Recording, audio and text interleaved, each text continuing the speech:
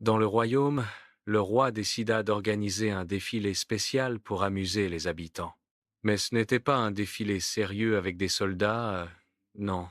C'était un défilé rigolo où chacun devait venir déguisé de façon drôle et originale. Tartine, tout excitée, passa la semaine à préparer son costume. Elle choisit une énorme robe faite de rubans multicolores qui traînait derrière elle comme une longue traîne. À côté d'elle, Plume la colombe portait une petite cape cousue par les enfants du château. Le jour du défilé, la grande place du village fut décorée avec des guirlandes de tissus et des ballons colorés. Les habitants s'étaient tous rassemblés pour applaudir les participants. Le premier à passer fut Galopin le cheval, qui avait sur le dos une vieille couverture décorée de fleurs séchées. Il marchait fièrement, comme un vrai cheval de parade. Les enfants éclatèrent de rire, puis vinrent les serviteurs du château, qui avaient fabriqué des costumes avec des sacs en toile et des morceaux de tissu.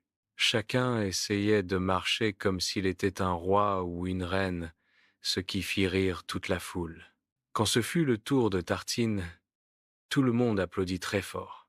Sa robe multicolore brillait au soleil, et, en courant un peu trop vite, elle se prit les pieds dans ses rubans et roula par terre en éclatant de rire.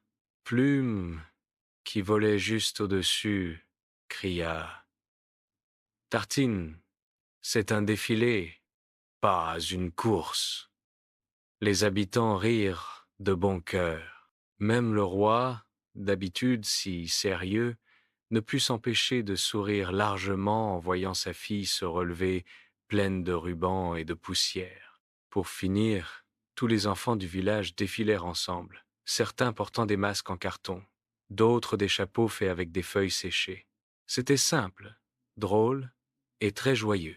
À la fin du défilé, le roi déclara « Aujourd'hui, tout le monde a gagné, car vous avez offert des sourires à tout le royaume. » Tartine sauta de joie et répondit « Alors on recommence l'année prochaine. » Et toute la foule applaudit, heureuse d'avoir partagé un moment si drôle et si léger.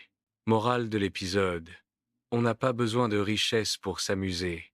Un peu d'imagination et de bonne humeur suffisent à rendre tout le monde joyeux.